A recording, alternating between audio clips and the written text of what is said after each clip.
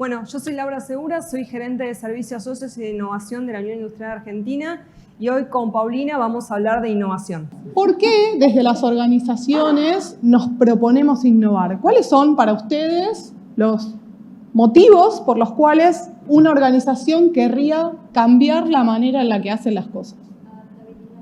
Adaptabilidad. ¿A qué? Al ecosistema. Para no quedarse atrás. Para no quedarse atrás. ¿Por qué? Porque lo que se mueve es lo que hay alrededor. Yo no puedo pensar de manera estática mi organización, mi producto, mi negocio. Si todo lo demás se está moviendo, yo tengo que tratar de moverme y mantener conectado eso que yo hago como organización a las necesidades, los problemas y las situaciones del entorno. ¿Sí? Entonces, adaptabilidad es una. O tal vez para por lo menos saber cómo se están moviendo los demás.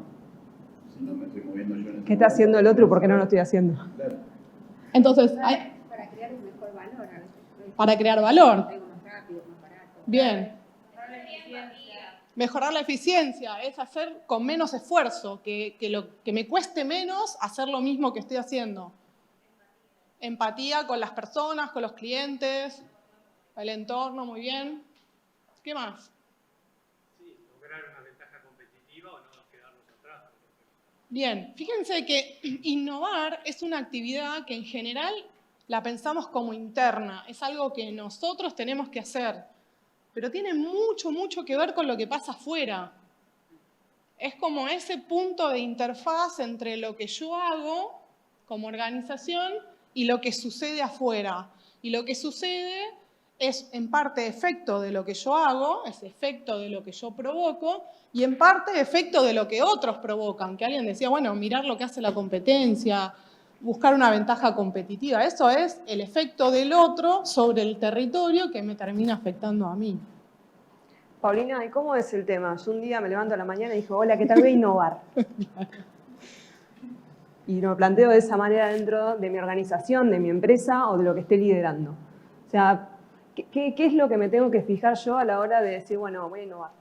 Bueno, el primer punto es entender qué cosas quiero cambiar. ¿Por qué innovar tiene que ser un poco más definido? No es que quiero innovar porque me parece divertido o lindo, sino que tengo que encontrar un objetivo para innovar. ¿Qué quiero? ¿Mejorar la eficiencia? Es decir, probablemente reducir costos o hacer procesos un poco más cortos en tiempo, utilizar menos materiales, contaminar menos. ¿Hay algún objetivo que está asociado con esta búsqueda de eficiencia? Cuando pienso de esa manera, el proceso está situado en el entorno interno. Entonces, todo mi trabajo va a estar en cómo mejoro lo que hay adentro. Y para mejorar ese adentro, probablemente traiga cosas de afuera. ¿Qué son esas cosas? Tecnologías, son también procesos, metodologías, modelos de pensamiento, cosas que me pueden ayudar a hacer eso de una mejor manera.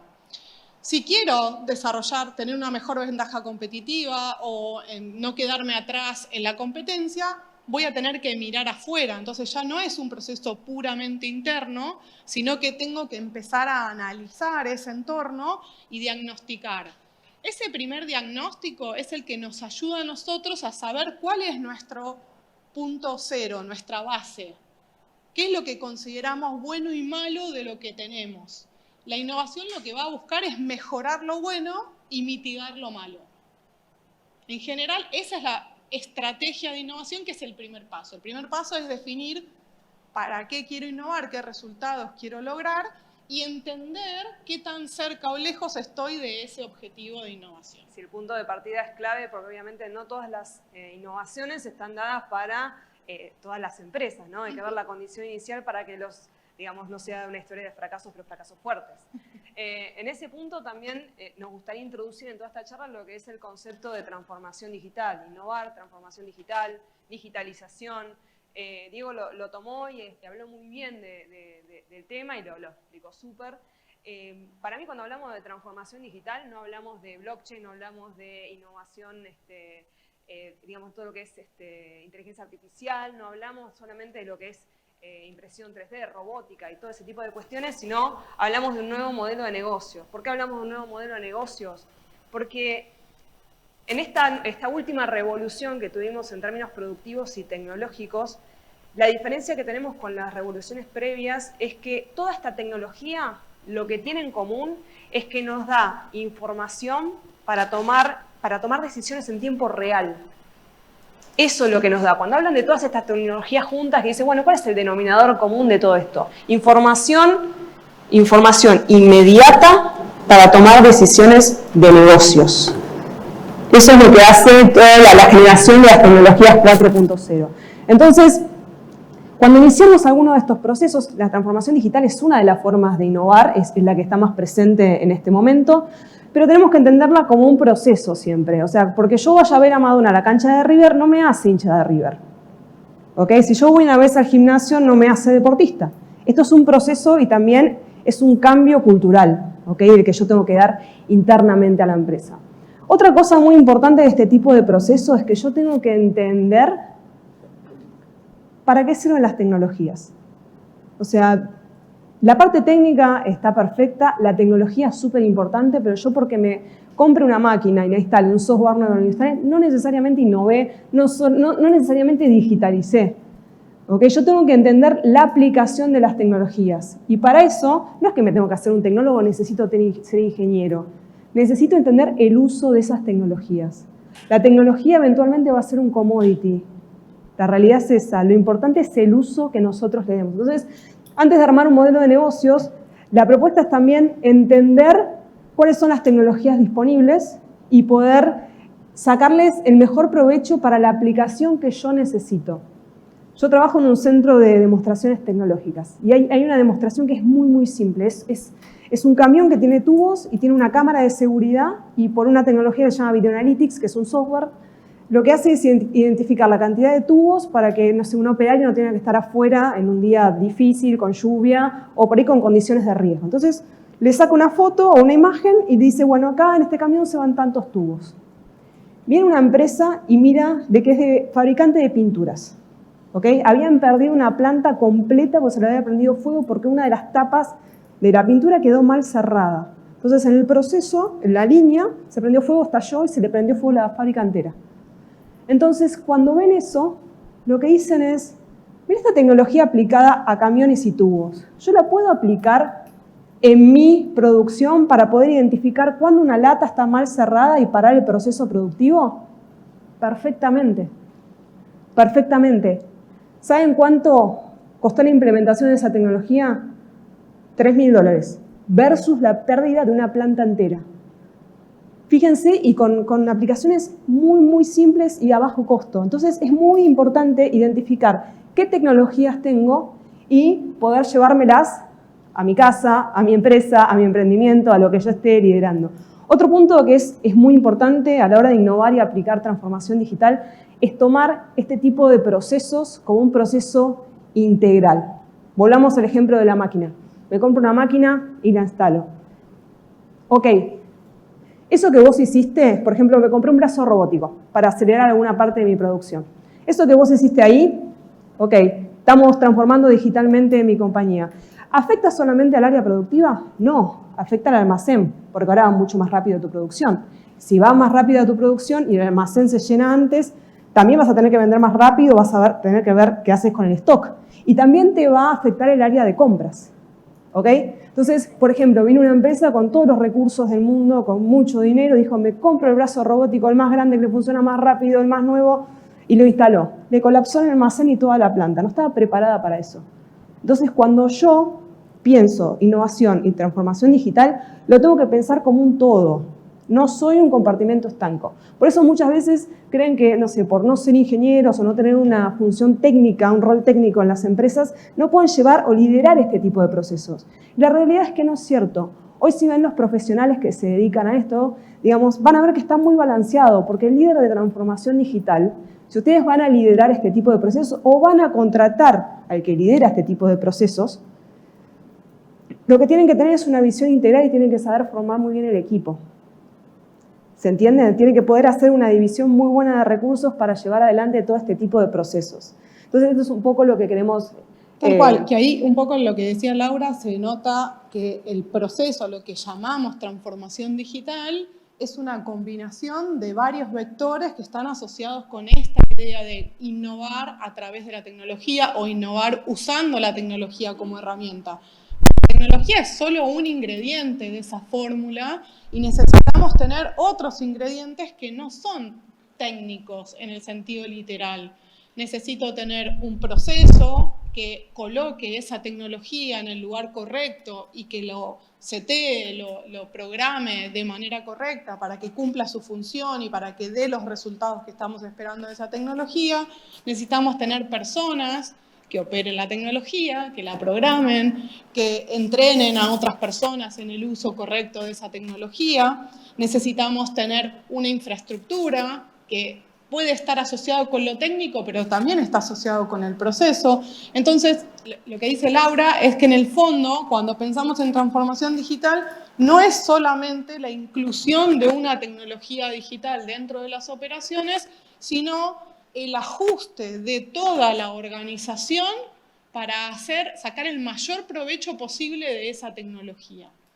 Y en ese sentido, el proceso de transformación digital tiene muchísimos componentes procedimentales, culturales, de negocio, de logística, que a veces pasan por alto, ¿no? Es como que hablamos de transformación digital y es el brazo robótico. Y en realidad el brazo robótico es la punta del iceberg de un proceso que es muchísimo más complejo. ¿Qué otros ejemplos se les ocurren a ustedes de transformación digital? ¿A qué llamarían ustedes transformación digital? ¿Se les ocurre algún otro? ¿Vieron algún caso? Hace mucho, pero home banking, ponele. Bien, home banking, cosas que Diego decía que ya nos parecen normales, ¿no? Que ya creemos que eso existió siempre. El home banking existió siempre. Y no, antes no había eso. Y yo tenía, para saber cuánta plata tenía en el banco, tenía que ir a un banco, hacer una cola, pedirle a una persona que entre en un sistema. La ¿sí? billetera electrónica, la criptomoneda, digamos, para ir a... Ahora tenemos muchísimos servicios asociados con plataformas que nos hacen acceder a información que antes solo accedíamos yendo a un lugar determinado. Procesos de compra, puedo comprar con el teléfono, puedo comprar con una computadora y me llega a mi casa, ni siquiera lo tengo que ir a buscar.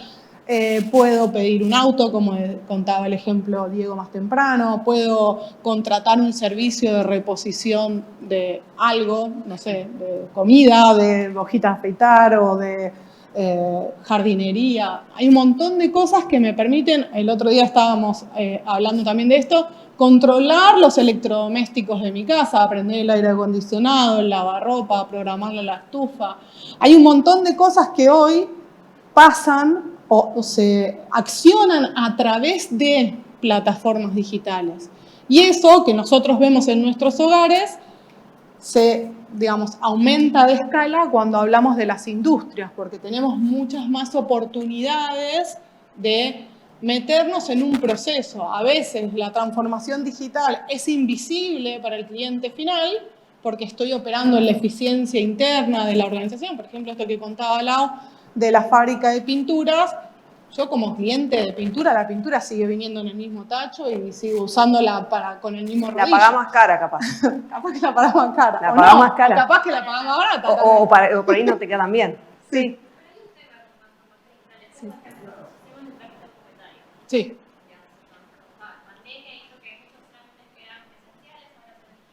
Correcto. El problema es que, bueno, pero bueno, entonces hubo un sistema único en que todas las páginas de las entidades públicas ahora son de una sola, ¿no? Entonces todo el mundo se reúne todas las páginas y uno ingresa, pero el usuario no sabe, no se ubica en cómo están los trámites. Bueno, ese es un ejemplo típico de un proceso de digitalización, pero no de transformación digital.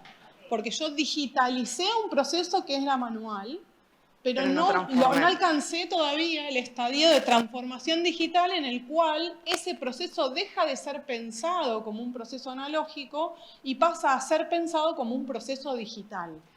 Digamos que en su momento, cuando recién se implementó esto en 2015, hablaban de metodologías ágiles, design thinking, hablar con el usuario y todo, para que realmente haya una creación y el usuario entienda que se trámite, ¿no? Pero no. Yo soy políticamente incorrecta. Muy. Entonces yo voy a hacer una apreciación personal. Hay cosas que se ponen de moda en determinado momento y está muy bien porque nos abren la cabeza cosas que nosotros no nos hubiéramos fijado. Está bárbaro cuando hablaban de metodologías ágiles y está muy bien porque hoy tomamos un montón de esas metodologías, pero tomamos por ahí las que a nosotros podemos adaptar a lo que necesitamos. ¿Ok?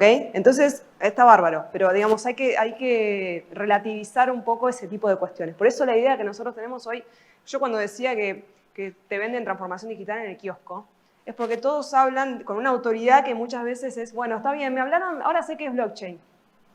Y ok, vas a tu empresa o tu negocio, qué sé yo, y decís, bueno, ya sé que es blockchain. ¿Y? ¿Y qué? Bueno, ¿cómo arrancás? Bueno, Paulina lo empezó a contar un poco. Es, bueno, tengo que identificar cuál es mi punto de partida. ¿Ok? Mi situación acá es esta. Mi kilómetro cero es este. ¿Ok? ¿Qué recursos tengo? Son estos. ¿Ok? ¿Qué procesos de los que tengo son mejorables aplicando una tecnología? Exactamente. ¿Y cómo va a impactar esa tecnología en los demás? Recién hablaba de servicios. Te cuento un caso de fracaso de servicios. Por eso digo, mi historia es una historia de fracasos. Te cuento un caso de fracaso de servicios. Una empresa que, con toda la idea de mejorar, digitalizarse, innovar, o sea, la tenía en la sangre, o sea, y lo van a hacer bien en algún momento.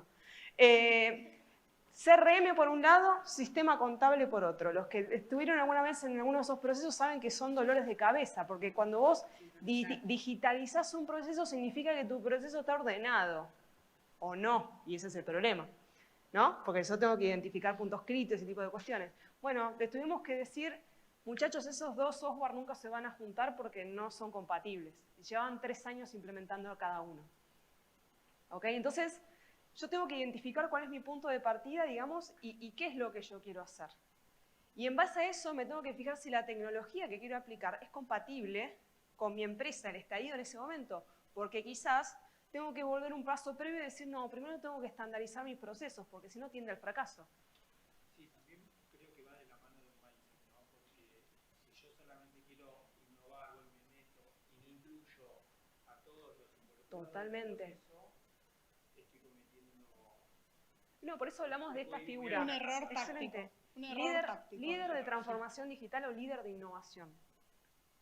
Hay una persona que tiene que liderar este proceso y es el que tiene que armar el equipo de trabajo, digamos que, y lo que es interesante cuando los equipos de trabajo de las empresas experimentan la tecnología es que a mí me encanta mezclar al jefe de producción o de sistemas con el de compras, que es o de finanzas, que es el que dice que no puedes comprarlo porque muchas veces no ven el impacto. Hay gente que se ríe, yo le dije que era políticamente incorrecta, pero saben que tengo razón en algún punto. Entonces, cuando vos agarrás y le mostrás el impacto de la tecnología y uno se empieza a entender con el otro, digamos, ahí empieza a cambiar digamos, el nivel de pensamiento y la forma de integrarse. Porque cada uno está cumpliendo su rol, obviamente, y muchas veces hay un problema de traducir lo que quiere uno en el lenguaje del otro. Exactamente. Cuando vos ves el impacto, cuando le mostrás a una empresa, a una organización, el impacto de la tecnología, y todos empiezan a ver, digamos, cómo vos, obviamente, si estás a cargo de un negocio, parte de tu modelo de negocios es que el negocio sea rentable y que ganes dinero. Está claro, parte por lo menos, ¿no? Podés ser altruista, pero una partecita te tiene que, por lo menos, tenés que lograr la subsistencia, ¿no? Está claro, de ahí para arriba. Entonces, ese tipo de cuestiones hacen mucho al equipo de trabajo y a liderar ese proceso. Nosotros lo que apuntamos, digamos, con lo que desarrollamos con Paulina, es tener este mix. Ok, modelo de negocio, perfecto. Gestión del cambio, perfecto, importantísimo. Ok, conceptos, geniales, lo tenés que tener. Ahora, de acá, cuando yo entro me empieza, ¿cómo arrancamos? Y ese proceso es digamos, el que queremos transferir dentro de lo que es el curso. O sea, que ustedes se vayan con una idea de que lo pueden llegar a empezar a delinear ustedes en su cabeza para ustedes, o bien cuando contraten a alguien que no sea como hace 15 o 20 años que tenías la persona de sistemas que vos no entendías lo que hacía. O sea, que de repente podía tardar 1 hora o 24 en resolver el mismo problema y no sabías por qué. Ahora con preguntas lógicas, identificando puntos críticos, vos podés hacer un control de esa persona. No tenés que ser ingeniero técnico para eso. ¿Por qué? Porque tenés el mapa y vos conocés mejor que nadie el impacto. Y te voy a decir una cosa más. Dentro de estos equipos que se hacen a nivel interno a la empresa, si vos traes un desarrollador de afuera, digamos, el desarrollador sigue siendo siempre el que maneja la tecnología, pero no el que conoce el negocio. El negocio lo conocen ustedes más que nadie. Entonces es su función estar encima de esa persona. Entonces la idea es un poco llevarlos por ese proceso para que no parezca NASA todo el tiempo. Porque te vas con conceptos de innovación, transformación digital, que después como es hermoso, es casi religioso. O sea, no es palpable, a eso voy.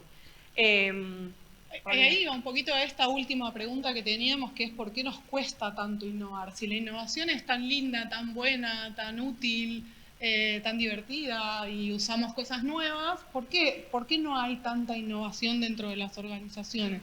Y en parte, ese por qué nos cuesta es porque el camino de la innovación suele ser bastante difuso. Como que decimos, quiero innovar, me levanté, como dijo Lau al principio, quiero innovar, ¿y cómo hago? ¿Cómo ordeno ese proceso? ¿Cómo encaro ese proceso sin ir a la prueba y el error, que es como el camino típico, ¿no? Bueno, voy a intentar por acá y veo cómo me sale. El objetivo es que podamos discutir qué metodologías, qué herramientas, qué pasos, qué etapas son las básicas para que ustedes puedan abordar esos procesos de innovación y que puedan entender qué cosas van a ser necesarias en cada momento. Y ese proceso, además, tiene un momento, como decía Laura también, en el que tengo que explorar cuáles son las tecnologías adecuadas para los problemas que quiero trabajar. Y esa exploración también tiene sus limitantes. No es que me voy a sentar y voy a explorar y hasta que no encuentre una que me sirva, no voy a seguir avanzando. Porque los tiempos del negocio me van marcando límites también en cuánto puedo invertir, en cuánto, no solo económicamente en la tecnología, sino cuánto tiempo voy a invertir en ese proceso. Y cuándo tengo que mostrar resultados. Si no muestro resultados, no hay innovación. Y acá es una cosa también bastante interesante, que es que la innovación, para que sea considerada como tal, tiene que tener impacto, tiene que mostrar resultados. Si yo creo cosas nuevas, pero eso no genera resultados, lo que estoy haciendo es inventando o explorando, pero eso no es innovación porque no se conecta con el proceso económico de generación de valor. ¿Sí? Tenemos que poder aplicarla, alguien la tiene que usar, alguien la tiene que probar y tenemos que obtener un beneficio. Puede pasar también que ese beneficio que yo obtengo en la primera vuelta o en la segunda vuelta no es el que yo me imaginaba que iba a obtener, es menos. Puede pasar porque hay un montón de cosas que no estoy viendo en el camino. Y este es el otro punto que también queríamos destacar, que en general los procesos de innovación y los de transformación digital suelen ser iterativos. Yo voy cubriendo el proceso en ciclos. El primer ciclo traigo el brazo robótico, el segundo ciclo aumento la cantidad de puntos en donde tengo automatizada información, el tercer ciclo además le agrego una plataforma de seguimiento digital y voy logrando con el aprendizaje, con la puesta en marcha de esas tecnologías, voy logrando un conocimiento organizacional de cómo puedo aprovechar esa tecnología. Feedback, pero además esto es un poco también de la dificultad de por qué innovar, porque no todas las organizaciones son iguales y yo no puedo aplicar el mismo método para cualquier organización. Entonces no hay recetas. Esa también es una ventaja para la innovación. No hay recetas. No hay una única forma de hacer innovación. Pero hay pasos lógicos que te pueden guiar para obviamente no... Tenemos un orden, una guía, una estructura de trabajo que nos va a ayudar a equivocarnos menos y a sacar mejor provecho de ese proceso de innovación, pero no es que aplico la receta, vengo con un método cerrado. Si yo hago paso 1, 2, 3 y me pongo las anteojeras, como decimos de los caballos, voy para adelante y eso va a funcionar. No, todo al contrario, necesito estar conectado con el entorno, entender y levantar señales tempranas. Esas señales tempranas es algo muy cualitativo, pero que va en la práctica. Empiezo a andar y voy viendo qué va pasando. Y me doy cuenta si puedo seguir avanzando por ese camino o no. Uf, totalmente. Qué hermoso tema. Sí, dependiendo de la organización puede ser más o menos intenso. Tenés las que son organizaciones familiares, a veces son mucho más complejas. Y después tenés organizaciones también en donde, digamos, la estructura no es sólida o por ahí el cambio se quiere generar de abajo hacia arriba y de abajo hacia arriba se generan las revoluciones. Es muy importante cuando uno quiere encarar este tipo de proyectos dentro de la organización que la cabeza de esa organización esté convencida de lo que quiere hacer. Les cuento algo. Muchas veces vienen organizaciones, digamos, que quieren empezar a innovar y se le pregunta, ¿y vos tenés alguna idea de lo que querés hacer? O sea, porque bueno, ok, te quiero apoyar en eso. Capaz que después tu situación inicial no hace que vos llegues ahí directamente, pero te marco los pasos previos para que llegues ahí. Entonces, ahí, digamos, las encuestas dicen que más o menos 1 de 3 tiene un proyecto en la cabeza. Muchas veces porque no conocen la tecnología ni cómo aplicarla también, cuando en el proceso de aprendizaje, de empezar a empaparse de los temas, se le van ocurriendo cosas. Cuando se termina de capacitar la empresa, vos tenés un promedio de un proyecto por empresa. Antes tenías 1/3, ahora tenés 1 por empresa. Cuando la empresa comienza un proceso de diagnóstico de su situación inicial y empieza a mapear proyectos potenciales, más o menos para que se den una idea, cada empresa tiene mínimo 6 proyectos factibles. O sea que en el corto plazo, mediano plazo los puede realizar. Ustedes imagínense que esto es un proceso continuo. O sea, cuando hablas con una empresa grande digamos que es parte de su core, innovar, estás hablando de proyectos a 5 años muchas veces, o sea, son proyectos largos. Fíjense cómo cambia, digamos, desde que entran a un proceso de estos hasta que salen con un diagnóstico y potenciales proyectos. Así que bueno. Nada. Y es un camino, es otra experiencia también que es un camino, diríamos, un camino de ida. Las empresas que empiezan este proceso de innovación suelen sostener ese esfuerzo e ir aumentándolo paulatinamente. ¿Por qué? Porque encuentran la manera de ir canalizando todas esas expectativas y esas maneras de trabajar en esto que este listado de proyectos es lo que se llama el portafolio de innovación. Es decir, qué cosas, en qué proyectos de disrupción interna vamos a poner esfuerzo, vamos a invertir tiempo, vamos a invertir dinero, vamos a invertir recursos para ir cambiando la organización, para que esta organización pueda adaptarse a esos cambios del entorno.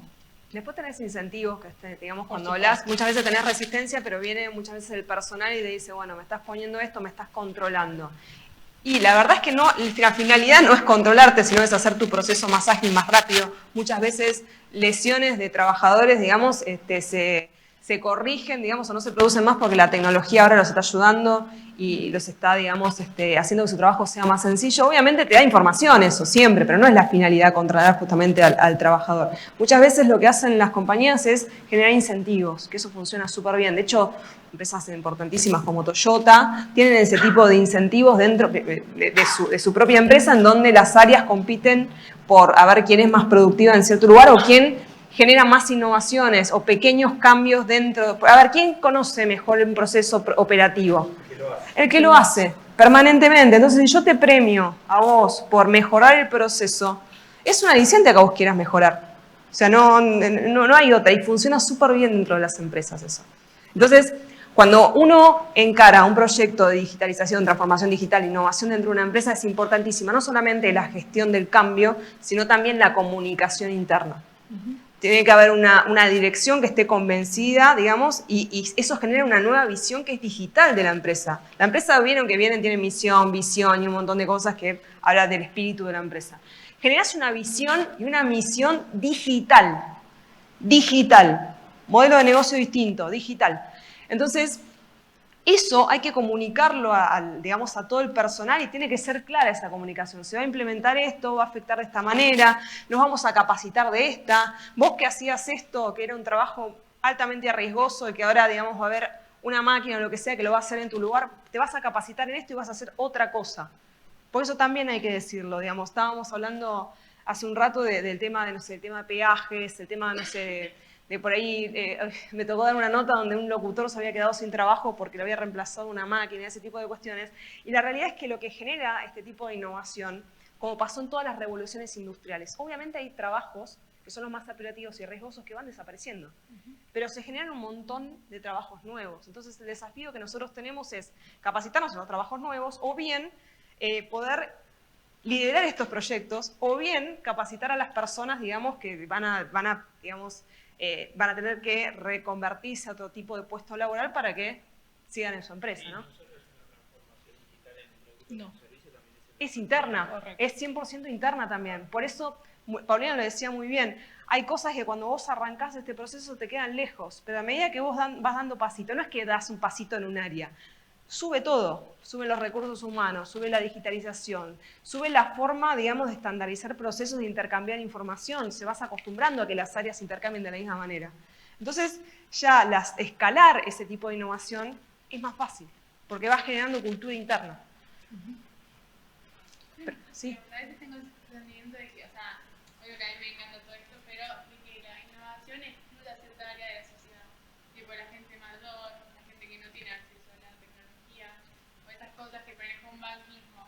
La otra vez fui a un banco y había un viejito explicándole al señor, pero es que no puedo hacerlo. Bueno, pero por acá no se lo podemos hacer, tiene que ir. Esas cosas, tipo, es porque estás hablando de la transformación digital o no sé, como que siempre... Hay un tema ahí generacional también, hay un tema generacional que tiene que ver con en qué momentos históricos aparecen determinadas tecnologías. Las tecnologías digitales aparecieron en los 80 con la computadora personal, digo, con la informática como herramienta principal y se fueron expandiendo. Y hay todavía generaciones, estamos conviviendo con generaciones que tuvieron muy poco contacto con esa tecnología y que por supuesto les va a costar más porque están en una edad en la que el aprendizaje es más difícil, puede haber más resistencia. Recién Diego lo decía, cuando empezás a tomar como poco natural esa tecnología. Eso es digamos, una evolución histórica que de a poco también va a cambiar, porque ya las generaciones que hoy son adultas ya nacieron con esa tecnología. Sí, Ese es un punto. Y totalmente. después hay otro punto que es que no necesariamente la edad es un obstáculo para acceder a la tecnología. De hecho, hay muchísima gente muy grande que logró conectarse con la tecnología y que encontró una utilidad en esa tecnología. Por supuesto que no, quizás no son hackers, ¿no? Pero... Hay un banco que es el Supervir, Sí. que tiene un montón de jubilados y creó Human no sé cuánto, Sí. me enteré hace poco, los atiende, bueno, es online, pero es una atención personalizada. Es como una videollamada. Sí. Correcto. Ayuda a los adultos mayores a gestionar. Change management bien aplicado. Sí. No, y también es gradual, ¿no? También uno hasta que, y nos pasa también, no somos tan grandes, vamos a decir, nos pasa a nosotros también que hoy hay una tecnología que no la podemos incorporar hasta que no entendemos el uso que va a tener. ¿Se entiende? Entonces, ese abuelo que por ahí le costaba el tema del banco, ese tipo de cuestiones, cuando le das el celular y aprende a hablar con el nieto, está un paso más cerca de eso, porque quiere hablar con el nieto y son 2 botones. Y estoy segura que un montón de abuelos que conocen empezaron así y después, no te digo que van a ser expertos en tecnología, quizás no lleguen a la aplicación tampoco, pero van creciendo en ese sentido. Y después la tecnología es inclusiva en un montón de sentidos. O sea, es inclusiva en temas... A ver, hoy nadie hace fuerza porque la fuerza la hace la tecnología. Ni hombres ni mujeres, no hay problema. Y después, en temas de discapacidad, motrices y de un montón de tipos, digamos que la tecnología está supliendo, digamos, las dificultades que pueden llegar a tener esas personas y las inserta en el mercado laboral. Entonces tenés los dos mundos porque estamos justamente en un cambio de paradigma ahora en este momento. Exactamente, y obviamente sí, el problema que tenemos ahora, lo dijiste muy bien, se llama brecha digital. Digamos, ¿qué pasa con todas estas personas que no tienen acceso a la digitalización? Que lo marcaste perfecto. O sea, es Hay un una problema. pregunta de alguien que está conectado, ¿no?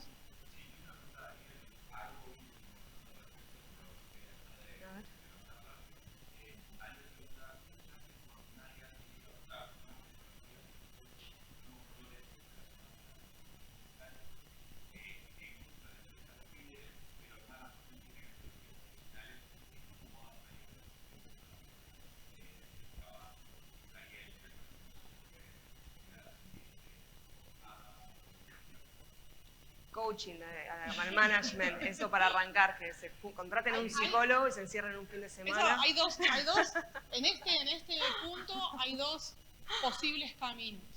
¿Por qué? Porque digamos, la dirección de la empresa está convencida de que es algo útil para la organización y las bases están convencidas de que eso puede ayudarlos a hacer mejor su trabajo.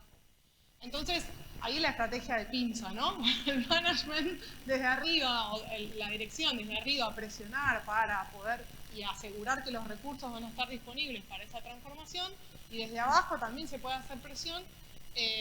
No me refiero a presión en el sentido sindical, sino en el sentido de quizás proponer algún pequeño proyecto. Muchas veces funciona esto, un pequeño proyecto acotado que no implique la transformación de toda la organización, sino encontrar un área que sea lo suficientemente definida, en donde se pueda hacer una prueba o un primer acercamiento a la incorporación de esa tecnología y utilizar ese proyecto como un efecto demostrador. Si pudimos hacer esto y logramos estos resultados, ¿qué tal si lo extendemos a esta otra área?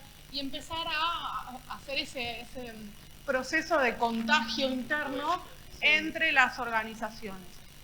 En otros casos, cuando la dirección es muy fuerte, cuando la dirección tiene mucho peso y participa de la toma de decisión de una manera muy activa, hay direcciones que son más pasivas y direcciones que son más activas, la misma dirección dice, esto se va a hacer porque es lo que tiene que hacerse, y es el que se encarga de contratarle un coach al management para que los ayude.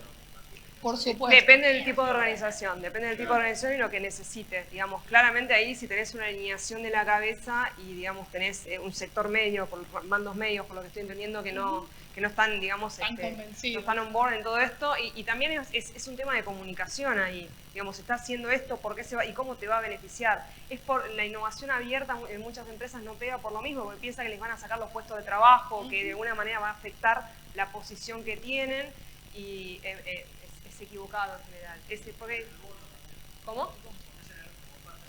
Tenés un montón de estrategias, digamos, pero miren cómo se mezcla todo. Estamos hablando de innovación y transformación digital, estamos hablando de bono de repente, pero miren cómo mezcla. Sí. Perdón.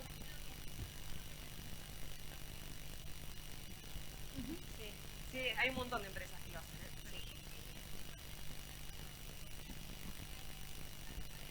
Igual hay de todo. Es un ejemplo.